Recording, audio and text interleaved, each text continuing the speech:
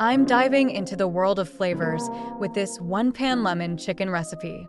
First up, grab those chicken tenders, onions, garlic, a zesty lemon, coconut milk, broth, and a blend of spices.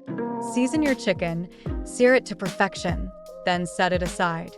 Next, sauté those onions, toss in some garlic and lemon zest for that extra kick. Time to make the sauce.